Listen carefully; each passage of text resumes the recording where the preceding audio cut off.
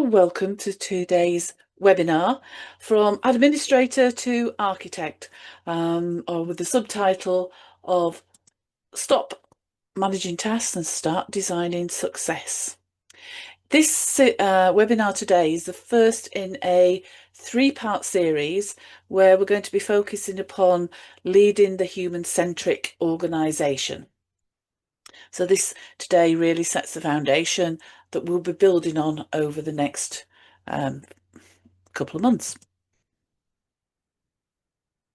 So answers in chat, please. We're going to start off with a few questions here.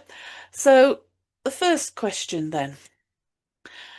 In a typical week, what percentage of your time is spent on chasing updates, fixing data errors, managing emails, doing those kind of more mundane administrative type tasks versus leading your people and strategizing, planning, looking to the future? So what kind of percentage? Just pop your answers in chat. That would be great. 30, 70, 50, 50. Yeah. Any other thoughts? 70, 30. 70, 30. I'd like it to have it the other way around. Yeah. Excellent.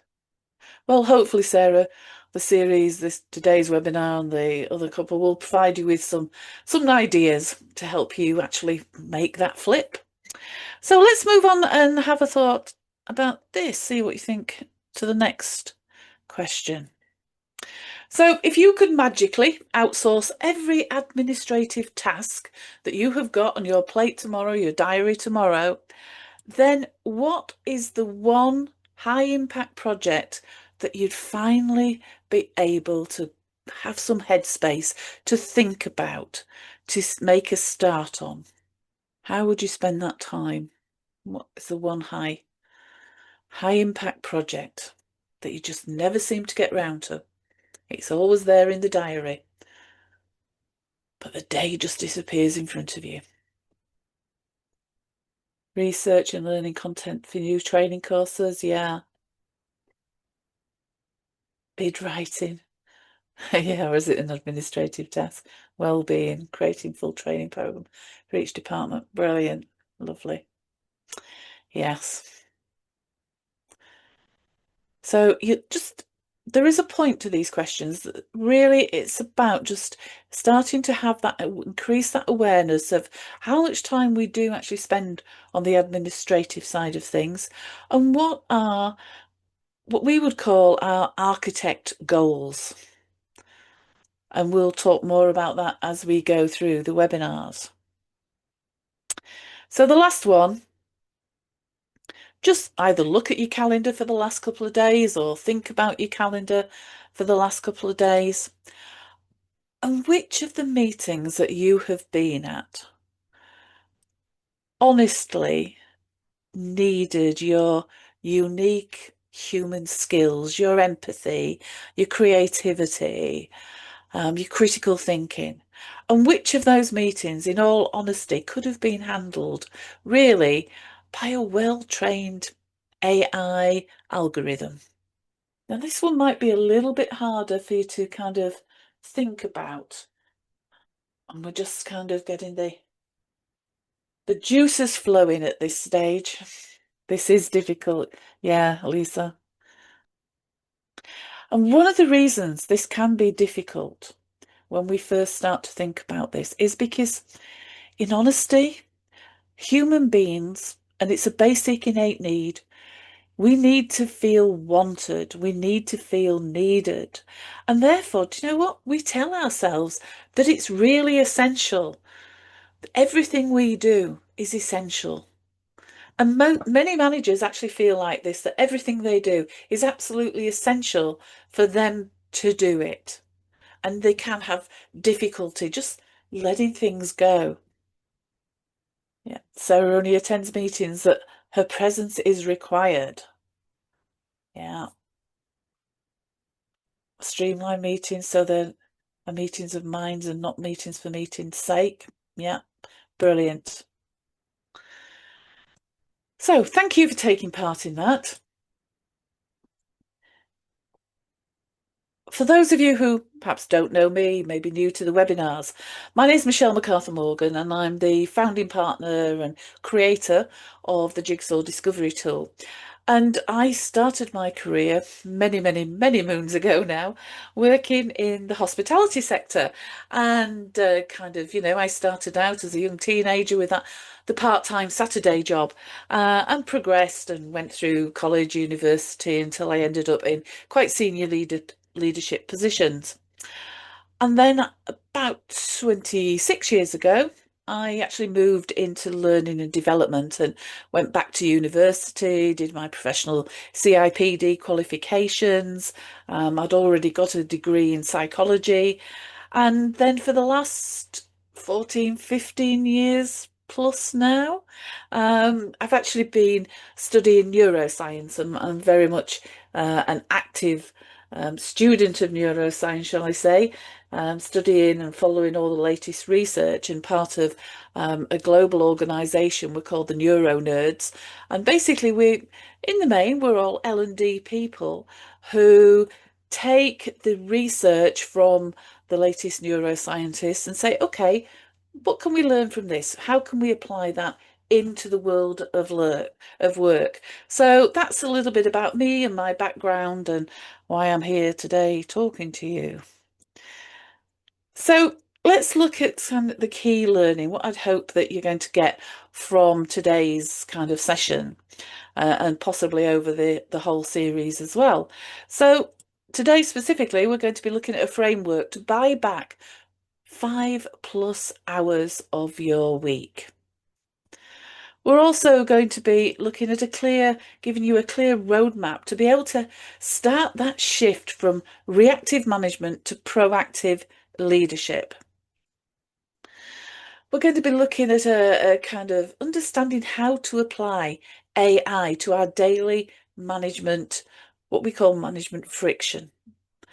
And then knowing exactly where we need to focus this time that we gain back, where we need to focus our human energy to keep teams engaged and innovative in this very strange, complex world that we live in, demanding world that we are currently living in. As usual, we'll be breaking the webinar up into 4 chapters. The first one, auditing your workload. Then we'll be looking at how we can claim the AI divide, claiming the AI dividend, and strategic work designs and human-only moments.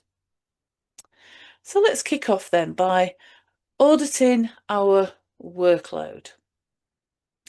And I want to start here by giving you a number that, in all honesty, should keep us all awake at night. Because according to global productivity studies, recent global productivity studies, the average manager is now spending up to 70% of their week on what we call work about work. And just think about that last 48 hours. How much time of your last 48 hours or your last 2 days at work, how much of it was spent chasing updates that could have or should have been automated?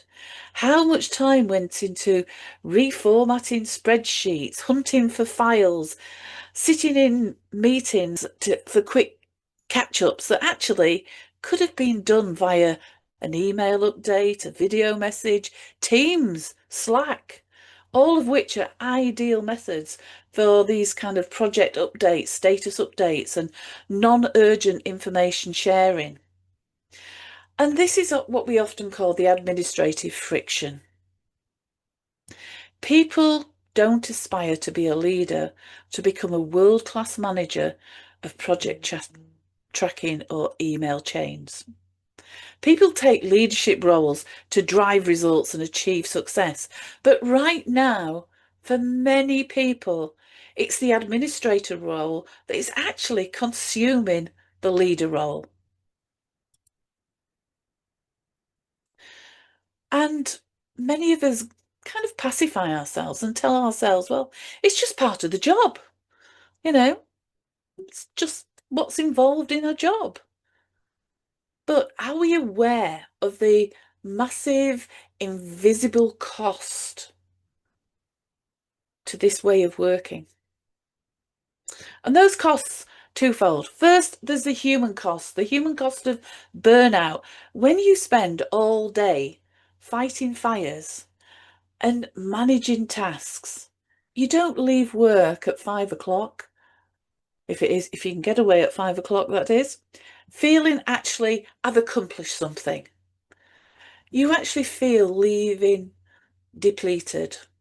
And you've perhaps heard some of my previous webinars where we've talked about, we need to actually create environments that are regenerative rather than depletive. And an awful lot of working environments leave us feeling depleted at the end of the day. We're actually taskmasters, not mentors, not leaders. And secondly, there's the organisational cost of stagnant growth. If you are buried under even metaphorical heaps of paper, piles of paper, administration tasks, then you can't see what's on the horizon. You can't see what's coming next. And innovation really doesn't happen in those short gaps we get between those back-to-back meetings. If as a leader we're stuck, bogged down in the weeds, then actually who's steering? Who's directing the team? The team can lose its compass, its direction. And what happens as a longer term result of that is we start to become reactive, we start to become defensive, and eventually we actually start feeling irrelevant. And that is another subject that we've spoken about on workshops before, on webinars before, about the increase in workplace loneliness. And part of that comes from just feeling irrelevant. So on the one hand, we have, as part of our leadership role, the administrative or the administrator role. And as an administrator, then we're very reactive. We focus on managing tasks. We ask questions like, is it done yet? How far have you got on that project? And this creates bottlenecks. There's bottlenecks all over. The information must flow through or pass through. But on the other hand, when we take on the role of a work architect, the architect is proactive. They don't just manage the work, they design the environment. They design an environment where work can happen, people can thrive and grow. And they ask questions like, how can I build a system where this task finishes itself? They use tools like AI, not just to work faster, but to actually work smarter and be able to step out from those weeds, get away from them entirely. And today isn't just about a to-do list and tips for how to work through your to-do list. It's actually about resigning from your position as the team's lead administrator so that you can finally step into that real role of leadership as the chief architect for the team. So let's look at how we can actually do that and how we start it. And we start it with an audit. So this audit is designed to find the specific, what we call the leaks in your role. And we're going to do this very quickly on here, just to give you a feel for it. But then I would strongly advise that this is something that you do go away and think about further. If you can get yourself a piece of paper, pen, pencil, or something equivalent of, because I'm going to ask you to think about the last 5 days, your last 5 working days. And I want you to make a list first of all, of the top three tasks that felt like that administrative friction for you. So these are the things that made you sigh when you saw them pop up on your calendar. You thought, oh. Or tasks that when you've been doing it, you've thought, you know what? I am so overqualified for this. Not in a kind of a big-headed kind of way, just a frustration kind of way. This is a real waste of my time and my talents. Or you've maybe thought to yourself, why does it take four people to make this decision? So just give you 30 seconds or so just to think about three tasks that made you feel like that or think like that. And just pop them on your piece of paper.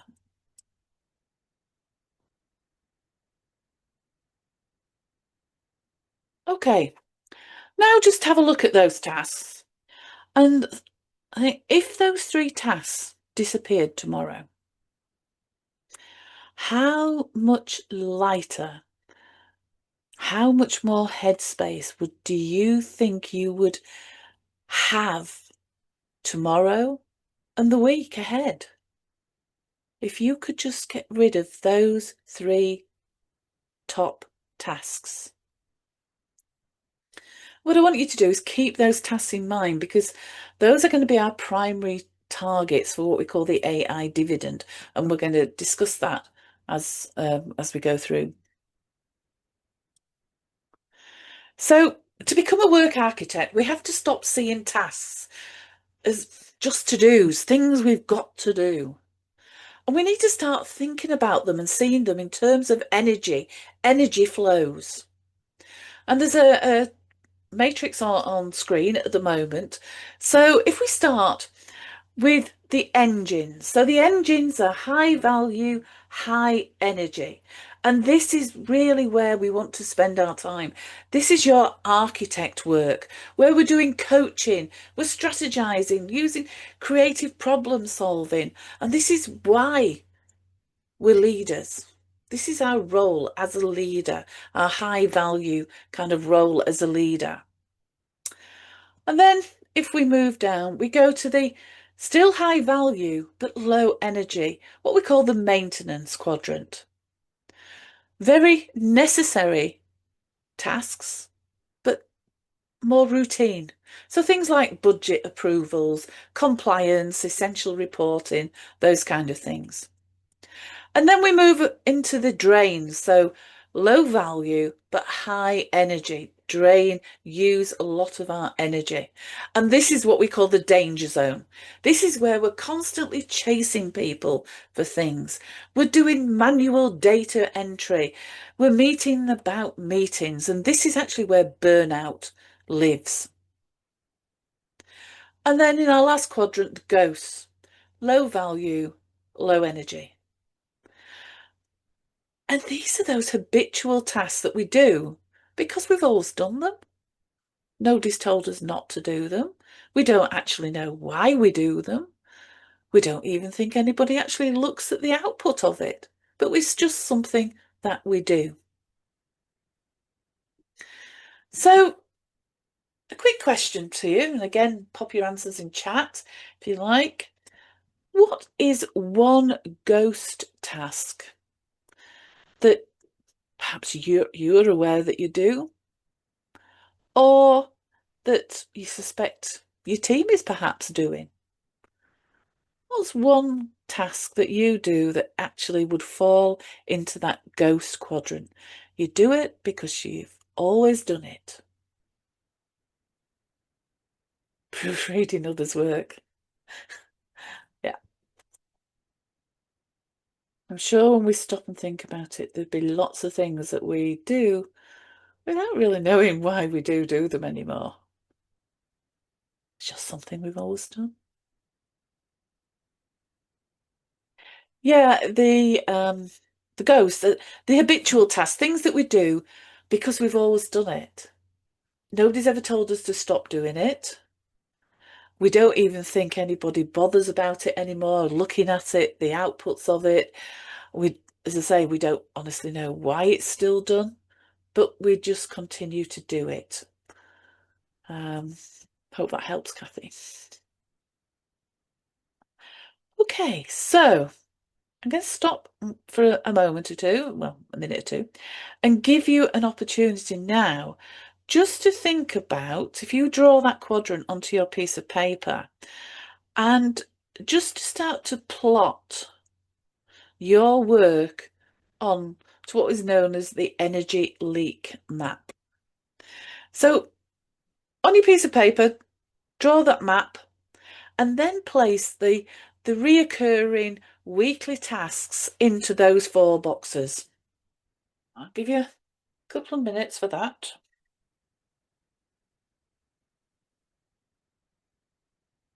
Okay, so here's the hard truth, and you'll obviously be able to look at yours and see which of the quadrants you spend most of your time in.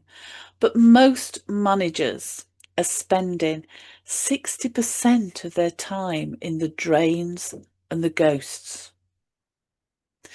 So if you're spending your best kind of mental energy, that prime time, perhaps it's your morning caffeine window, maybe you are very much a morning person, but if you're spending the time when you are at your mental best, you have the most mental energy on a drain task, like manually updating information, you aren't just losing time.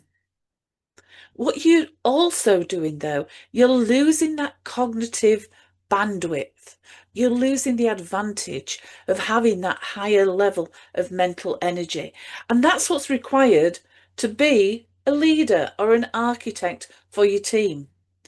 So, really, one of our goals today is simply to try and get rid of these ghosts and automate the drains.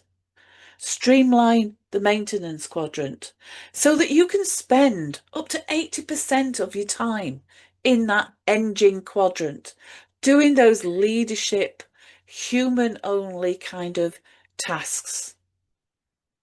And if we could just move just 1 hour a day from a drain to an engine, that would be 250 hours a year of high level strategic leadership that you've just given back to your team and your organisation. And if you think about that and multiply that by however many managers and leaders there are in your organisation and multiply that up, it's pretty astounding. And just think of the difference, the impact that that would make. So we've all seen the headlines. We're all aware that, AI is coming for your job type headlines. But I tend to take a different perspective on that. And I don't particularly see AI as a replacement for leadership, a replacement for me. I see it actually as a bonus, a dividend. So just as we get financial dividends, it's been a return on investment. For me, the AI dividend is the time that we get back when we stop using our energy expensive human brains for those low energy, those low value administrative tasks. Because if we could just use AI to claim just 12% of your week, you've just bought back an entire afternoon. So for me, the question isn't, can AI do my job? The question really is, what could I achieve if AI did all those repetitive administration tasks that I tend to find a chore, boring? So to claim this dividend, we use two simple a 2-track framework: automate and augment. So automate, first of all, we set it up and then we forget about the tasks. These are those drains and ghosts that we identified earlier. Tasks that are repetitive, rule-based, often the tasks we think of as being boring. And the beauty of this is once we set up a system, we automate them, then our involvement as a manager drops to nearly zero. We don't have to worry about them all the time, think about them all the time. So instead of spending 2 hours gathering information, project updates, etc., to put together in a weekly report, you set up a system where AI pulls all that data from your project management system, drafts a summary, and then all you have to do is just audit the output of that summary. Go through it. What other tasks do you think possibly would be good for automation? Any ideas? Want to pop any ideas you've got in chat? What other tasks do you perhaps already automate? Training completions? Yeah. First drafts of comms? Yeah. Do a daily data export from one platform and share it via chat to another department? Could that be automated? I would very strongly suspect yes, Kathy, depending on different platforms that's available and systems, etc. With a little bit of IT knowledge, I am sure that could be fully automated. Absolutely. But, it's even some of those simple things that we do. AI integrated project tools like Asana, for example, that will pull weekly progress into a dashboard automatically. That might well work for you, Kathy. I'm not sure. Meeting quote. How many times do we get emails or send emails ourselves saying, is 12 noon on Tuesday okay to meet? And they come back and say, well, no, actually, I'm in a meeting then, but I could do this. And then you go back again. Just use Calendly or similar. Using an AI note taker instead of taking minutes, notes at meetings and things like that. Otter.ai is a great note taker. At the end of this Zoom call, I'll get a transcript of everything that was kind of said on the recording, the verbal transcript from this. So notes and minutes can get actually taken, saves ages. So those are just three kind of simple ideas that you don't have to be an IT expert to do. They're just tools that are there ready. Yes, there's usually a monthly subscription or an annual subscription, but they're there ready and waiting just to be used.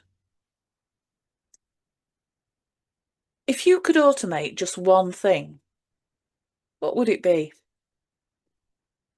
What would give you back the most mental energy next week if you could automate just one thing by the end of tomorrow?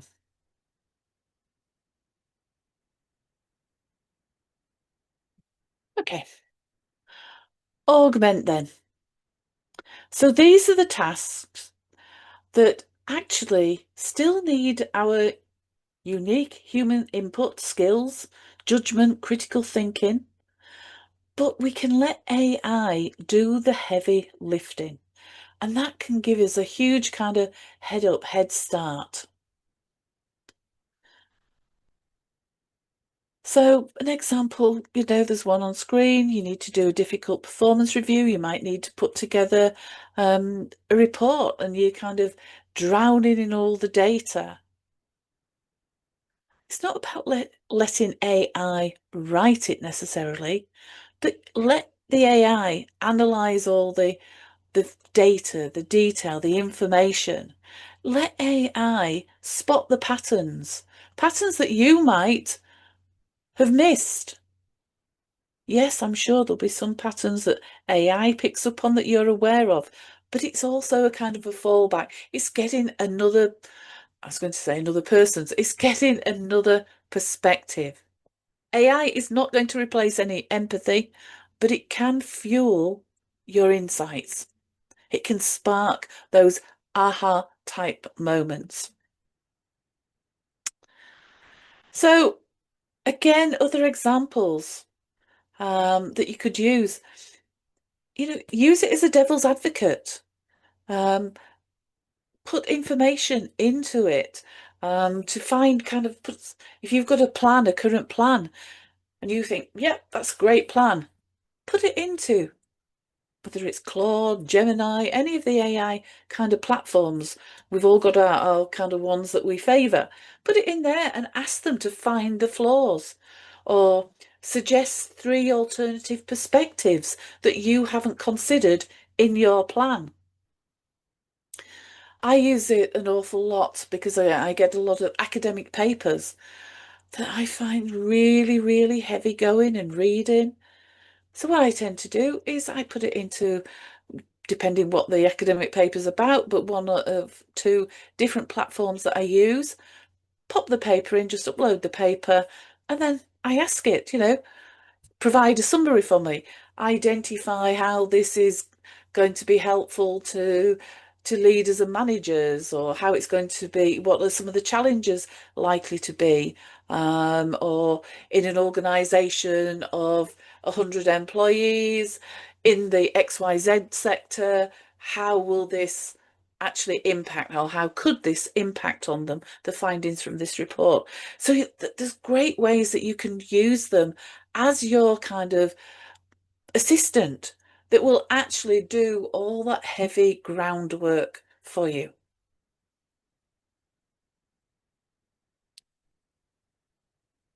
So I'm going to close the chapter. So we've looked at the 2 strategies, automate and augment. I want to close it with a bit of a challenge for you, what we call the 5-hour buyback challenge. And what we do is we look at our energy leak map. And then, not now, but after the event, I want you to pick one drain that you are going to look into automating, and one maintenance task that you are going to look to augment.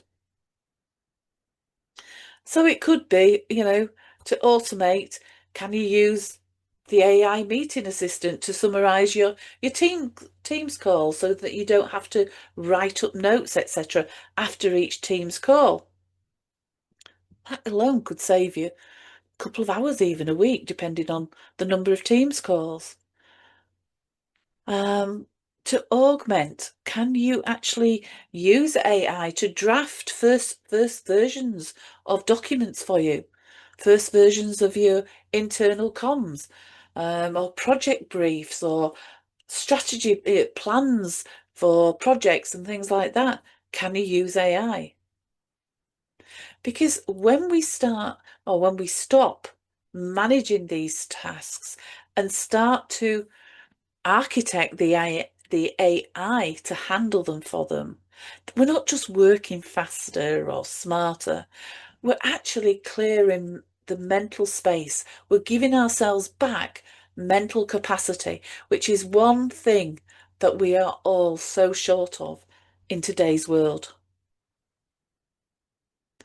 So if you could buy yourself back these 5 extra hours next week, what one high value leadership activity would you spend it on? Any thoughts? You want to pop it in chat, please do. If not, just make a note on a piece of paper. If you've got 5 extra hours next week, thinking about the high value leadership side of your role, how would you spend those 5 hours? What would you do that you don't currently have the time to do? Okay, so we've reclaimed time. So now what are we going to do with it? Well, most managers tend to be more reactionary. A problem pops up, we fix it. A task comes in, they assign it. But architects do something different. They look at the pattern of the problems because they have that mental capacity to step back, to look at that bigger picture. So they look at the patterns of problems and then redesign the environment so that those problems stop happening. We stop firefighting. Think of it this way. As an administrator, every time the pipe leaks, we're going to mop the floor and mop it dry. But as an architect, we're going to fix the plumbing.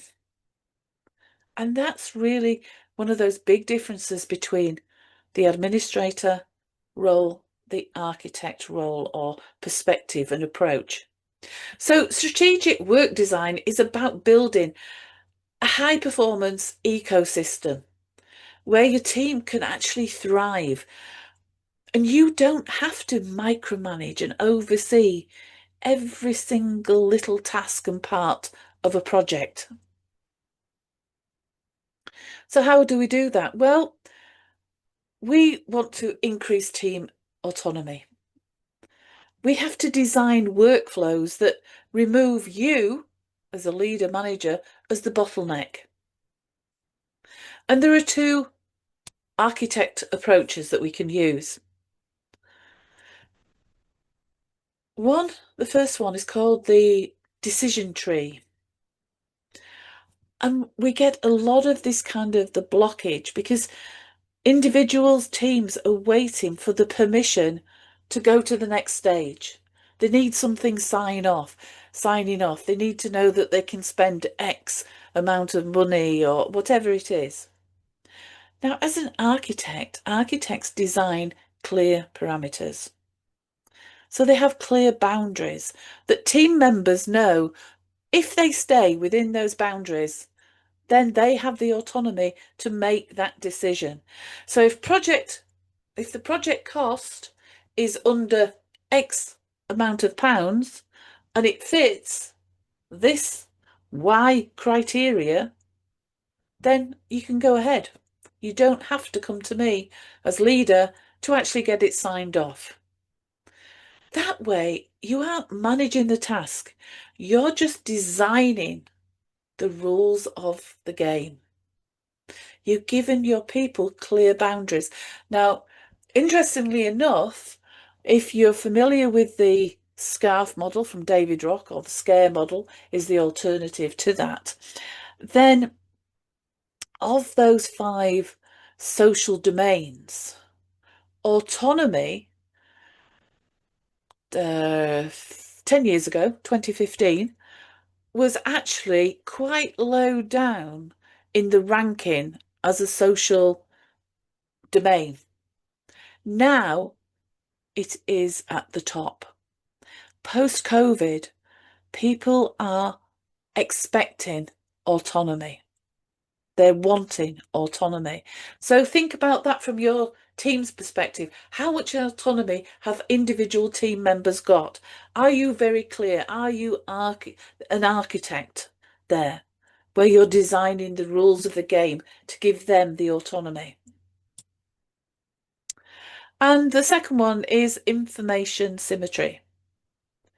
So when we have siloed sources, individual sources of information, this becomes so frustrating, so time consuming. So an architect, and this goes back to, was it Kathy or Sarah? I'm just not too sure which one. It was Kathy. This goes back to having a single source of information, a dashboard, a real-time dashboard, so that it means that team members aren't constantly having to come and ask for updates. You're not constantly having to ask different teammates for updates. It actually means that they don't need to come to you, or you don't need to go to them. The information is all there in a single source that you can just bring up on screen. So in chat, what's one bottleneck in your current kind of team process? Where is a bottleneck in your team process? Or are you aware of a bottleneck for you when you need to kind of refer to your leader, to your managers? Where are the bottlenecks in your organisations?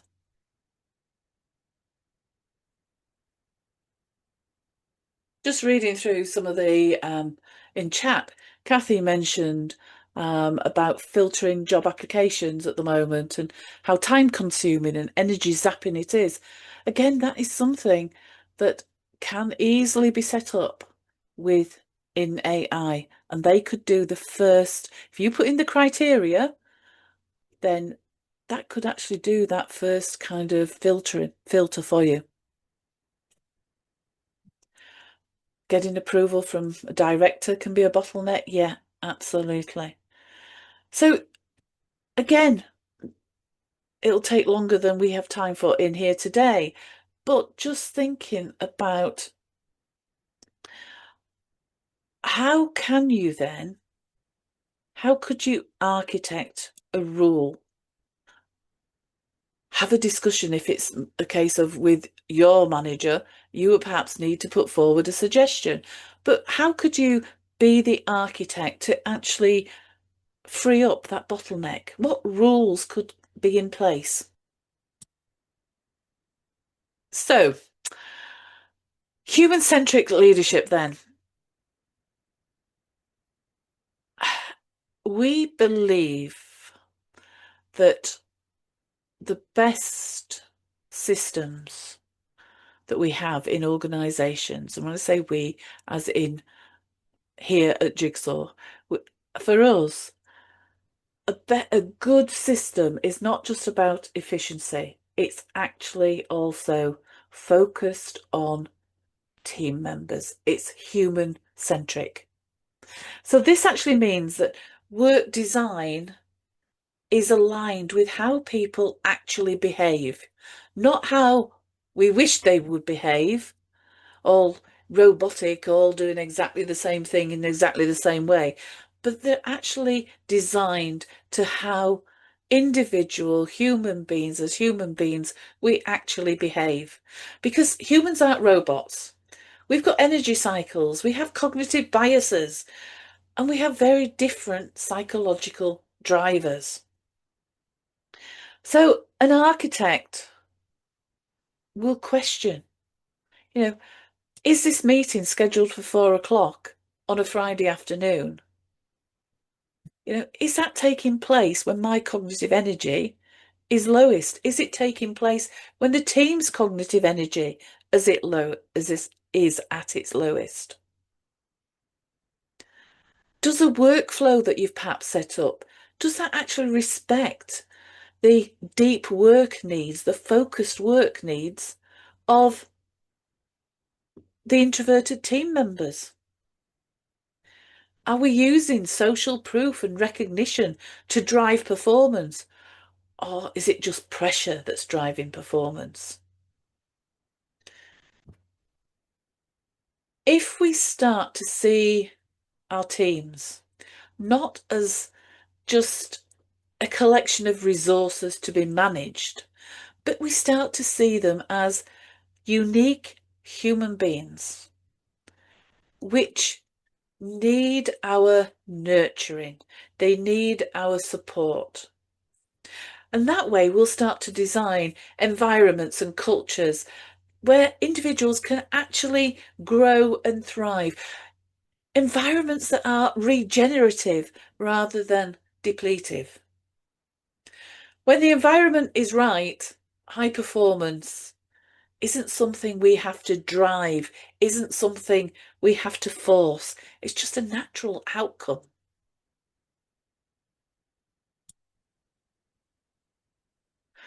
So we spent the last 50 minutes or so talking about how to offload tasks to machines and how to architect smarter systems.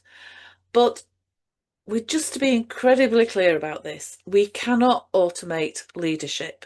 There is a category of work that is non-negotiable. The moments that require our unique human skills.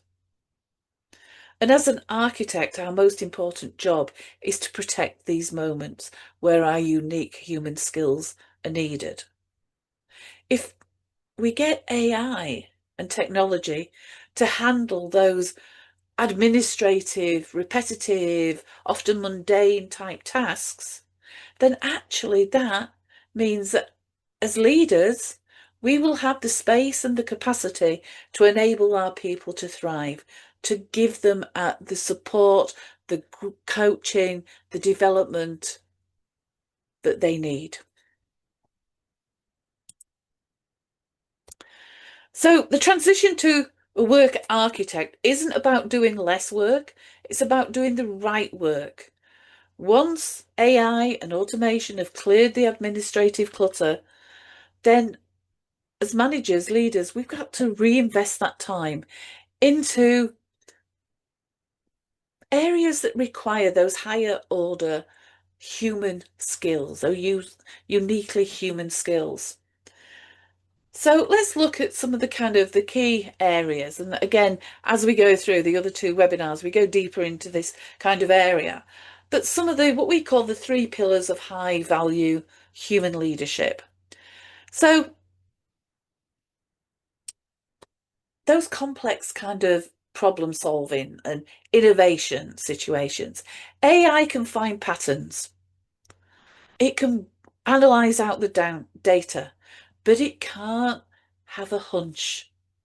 It doesn't have a gut feeling. It can't look at a frustrated client or a frustrated team member and actually understand the unspoken, the unsaid subtext, the body language.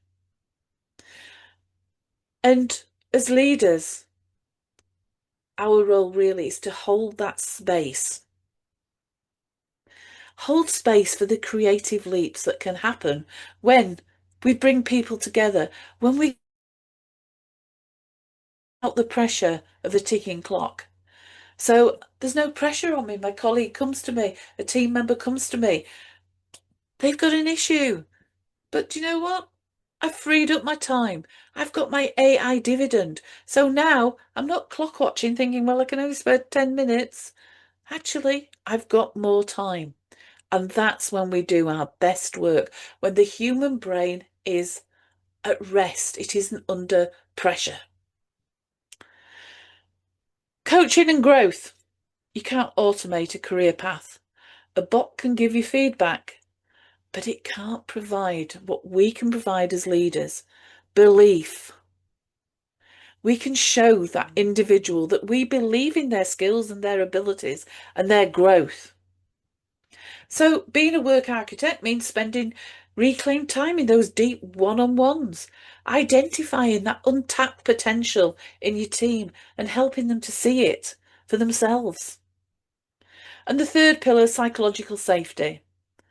You know, in a world where it's forever increasing automation, increasing uncertainty, team members need to feel they belong. They need to feel that safe enough to speak up. And high emotional intelligence is actually going to be the currency of the future. Detecting burnout before it actually happens, celebrating wins and with kind of genuine kind of gratitude, helping people feel valued and important, part of the team, belonging, navigating your team through a crisis because there's an awful lot of turbulence ahead.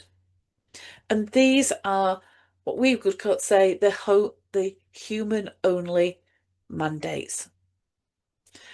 So a strategic mapping activity, again, for you to do outside today, you might want to jot down, but you start by looking at your calendar for next week and find 1 hour that is taken up by a drain. We then look to automate that drain. Then what you need to do is relabel that block now in your diary. So we're going to remove the drain from the diary and we're going to relabel that block. And in that block, we're going to label it architect time or human connection. And then use that time, for a one-to-one, perhaps have a coffee with a struggling team member or just a general brainstorming session with no real agenda. Or just simply thinking about, how you can improve the team culture. And it's not soft work. This is actually some of the hardest, most valuable work that we can do as a leader. And it's this that separates us from the administrator, the manager, the reactive person. It's taking us to be the architect and the proactive.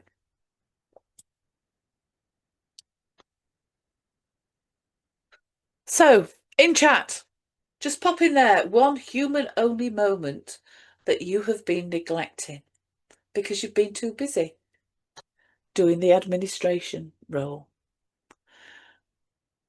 So what's one conversation or one human-only moment that you're going to actually clear time for in your diary? One-to-one catch-ups. Great, Kathy. Yeah. Yeah, just think about how are you going to catch up? Julia agrees. Brilliant. Okay, so we've covered an awful lot of ground in the last hour. We started by acknowledging the kind of the heavy weight of the 70% problem that's suffocating, work about work that keeps us so many of talented leaders actually bogged down in the weeds. We talked about energy leaks and learned how to harvest our AI dividend by choosing what to automate and what to augment. And we've kind of redefined the role so that no longer are we just a manager of tasks. We're actually architects of the working environment. We now have thought a little bit about designing the environment where success is the natural byproduct rather than it being pressurized and forced. And the tools we've discussed today aren't just productivity hacks. They're a fundamental shift in how we value ourselves as leaders.